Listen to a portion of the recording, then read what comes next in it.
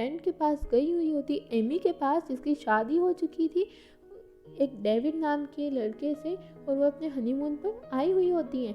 और बका उन दोनों को उनकी शादी के लिए गिफ्ट देती है, जो कि बहुत ही ज़्यादा प्यारा होता है। और वहाँ पर जो एमी होती है वो बका को ये बात बताती है कि मैंने सोचा है कि हम अमेरिका में एक कॉफ़ी कैफ़े खोलेंगे, और तुम बहुत ही अच्छा काम करती हो, तुम बहुत ही अच्छी कॉफ़ी भी बनाती हो, तो मैं तुमसे रिक्वेस्ट करूँगी तुम मेरे साथ पार्टनरशिप करो। और फिर वहीं दूसरी ओर बका की फ्रेंड बेकी उन्हें बुला रही होती है काम करने के लिए, ताकि वो $40,000 में से कम $1,000 तो अरेंज कर पाए। और वो तीनों के तीनों काम के लिए चले जाते हैं और क्राउन प्रिंस को वहीं पर छोड़ देते हैं। अब वहीं हमारा 2 चीज़ साथ तो जो ट्रैफिक सिग्नल वाला काम करता है, कार्स को अरेंज करने का काम करता है, वो कर रहा होता है, लेकिन वो भी उससे नहीं हो पाता है और वो सारी गाड़ियों को आपस में टकरा देता है।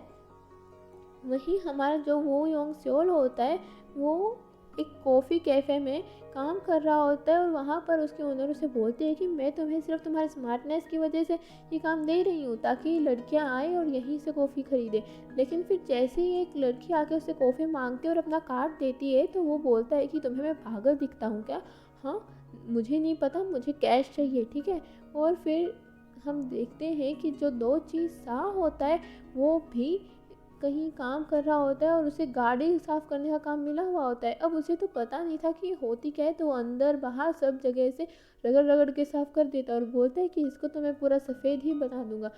और यहाँ पर हमें ये बात दिख जाती है कि तीनों के तीनों अपने काम में बिल्कुल फेल हो। अब वो तीनों के तीनों बात कर रहे होते हैं क्राउन प्रिंस से, और वो उन्हें बताते हैं कि बका की जो शॉप थी वो कल सुबह ही खुलने से पहले ही बंद हो गई।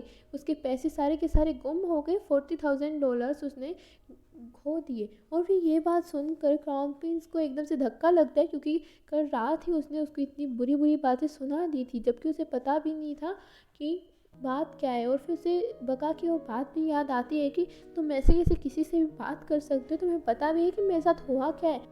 वहीं दूसरी ओर जो मिनी होती है वो जो स्ट्रॉबेरीज बेचने के लिए उन्हें बुलाती है काम करने के लिए, और वहाँ पर बेकी को पांडा बन करके आना होता है, लेकिन बेकी वहाँ पर नहीं चाहती है और क्राउन प्रिंस वहाँ पर आ जाता है। वो किसी को बताना नहीं चाहता था कि मैं क्राउन प्रिंस हूँ और मैं ऐसे उल्ट-पटांग हरकतें करने लग रहा हूँ।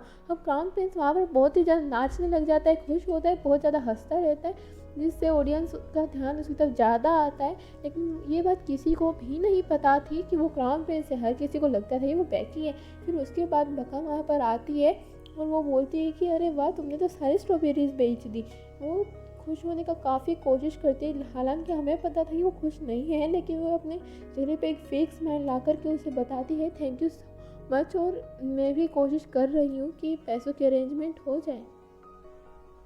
फिर मिनी वहाँ पर बोलती है कि नहीं नहीं, मैंने कुछ भी नहीं किया है, तुम देख रही हो वो पांडा कितना क्यूट पांडा है, वो लगता है बिल्कुल पागल होने वाला है। तुम्हें पता है वो है कौन? वो बेकी है। जहाँ तक कि हमें पता है कि वो क्राउन प्रिंस है, लेकिन उनके हिसाब से वो बेकी ही है।